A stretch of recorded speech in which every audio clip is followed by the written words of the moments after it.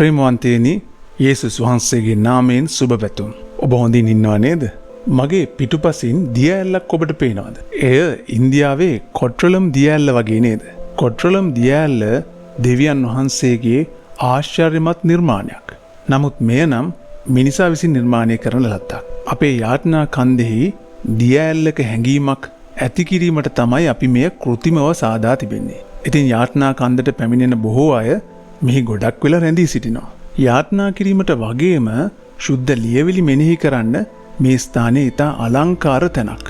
ඔබට මේ ස්ථානයට එන්න හම්බුනොත් ඔබටත් මේ අලංකාරය දැක ගැනීමට පුළුවන්. කෙසේ හෝ ස්වාමින් වහන්සේගේ පාමුල වාඩි වී භාවනා කරන තරම් අලංකාරයක් කොහෙද? ඉතින් දෙවියන් වහන්සේට කළ හැකි යාඥා වර්ග බොහෝ වර්ගයක් තිබිය හැකියි.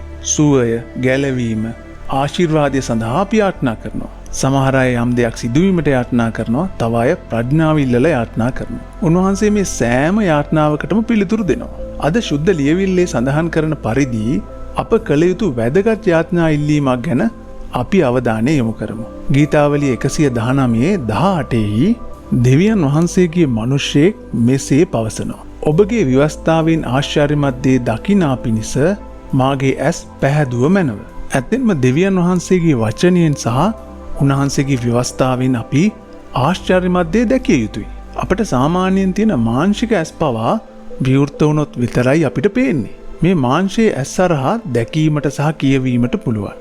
නමුත් මේ ලියවිල්ලේ තිබෙනා වූ බොහෝ පුදුම දේ දැකීමට නම් අපගේ අධ්‍යාත්මික ඇස් විවෘත කරගත යුතු වෙනවා. මේ ආත්මික ඇස්, අධ්‍යාත්මික ඇස් විවෘත වුණොත් පමණයි අපිට වචනයේ සැබෑ අර්ථය දැක ගැනීමට පුළුවන් වෙන්නේ. එවිට ඔබ කියයි බයිබලය අපූර්ව පොතක් කියලා. ඔබ දන්නවද ඇයි කියලා? ලෝකය නිර්මාණය වුණේ කෙසේද? ඒ නිර්මාණය කළේ ඇයි? ඒ නිර්මාණය කළේ කවුද? මේ සියල්ල සුද්ධ ලියවිල්ලේ ලියා තිබෙනවා. මිනිසා මැව්වේ ඇයි? මිනිසාව මැව්වේ කොහොමද? ඔහුගේ අවසානය කුමක්ද? මේ සියල්ල සුද්ධ ලියවිල්ලේ පැහැදිලිව ලියා තිබෙනවා. ඒ විතරක් නෙමෙයි. මහද්වීප සහ රටවල් වෙන් වූයේ කෙසේද? බොහෝ භාෂාවන් නැති වුණේ කොහොමද? ඉතින් මේ වගේ පුදුම දේවල් සඳහන්ව තියෙන දේව වචනයක් දැන් ලෝකයේ සිදුවෙමින් පවතින දේවල් පවා පැහැදිලිව ප්‍රකාශ කර තිබෙනවා. යුද්ධ, සාගත, වසංගත සහ භූමිකම්පා. ඉතින් මේ වගේ සියලු දේ බයිබලයේ ලියා තිබෙනවා. මේ ලියා තිබෙන දේවල් දැනටමත් සිදුවෙමින් පවතින නිසා අපිට දේව වචනය තුළ අවසානයේ කුමක් වේදයයි පැහැදිලි දර්ශනයක් තිබෙනවා. නමුත් මේ සියලු දේ ඔබට දැන ගැනීමට නම් ඔබේ අධ්‍යාත්මික ඇස් විවෘත විය යුතුයි. අපි ශුද්ධ ලියවිලි කියවන විට ස්වාමින් වහන්සේගෙන් ඔබේ ආත්මික ඇස් විවෘත කරන්නට ඉල්ලා සිටින්න. මරුණට පස්සේ කොහෙද යන්නේ? මේ වගේ ගැටලු වලට පිළිතුරු හම්බෙනවා. මේ සියලු දේ දේව වචනය තුල ලියන්නට ශුද්ධාත්මයන්න් වහන්සේ විවිධ පුද්ගලයන් භාවිත කළත් දැන් අපි ඒවා කියවනකොට ඒ සියලු දේම දේව වචනය තුල ලියපු ශුද්ධාත්මයන්න් වහන්සේම අපිට මේ දේවල් එකිනෙක පැහැදිලි කර දෙනවා. උන්වහන්සේගේ ආත්මයෙන් දෙවියන් වහන්සේගේ වචනයට අමතරව මිනිසා විසින් කතා කරන ලද වචන, රජවරුන් සහ අනාගත වතුරුන්ගේ වචන, මේ සියලු දේ ස්වාමින් වහන්සේගේ ශුද්ධ ලියවිලි වල අඩංගු වෙනවා.